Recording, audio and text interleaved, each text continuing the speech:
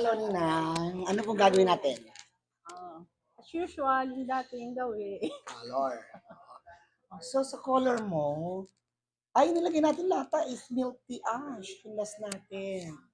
Gustong gusto nga nila, sabi, anong kulay yung nandyan sa buhok mo, sabi niya. Ewan ko kay Nolly, magtanong kayo, pumunta kayo doon kay Nolly.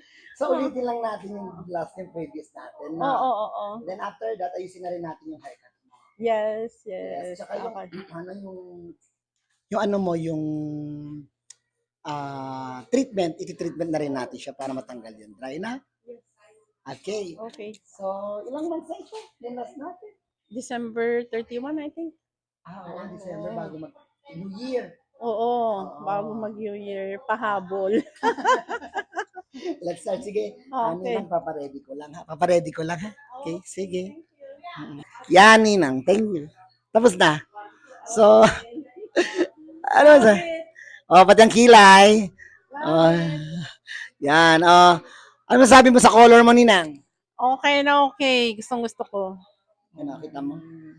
Ang ganda na ng anong pagkaputi nung nung pagka-color ng buhok mo. Pag nag-fade yan, okay na okay pa rin yung kulay. Basta more on purple conditioner, purple shampoo. Yun yung sinabi ko noon, no? Tapos, okay naman. Kung hindi ka gumagamit, okay lang naman. Pero mas maganda kung may conditioner lang. Sige, sige. Doon sa trim, kita mo yung trim mo. Trim. Di ba? Naka-layered ka. Nilayered natin siya, no? Okay? Thank you so much. Thank you.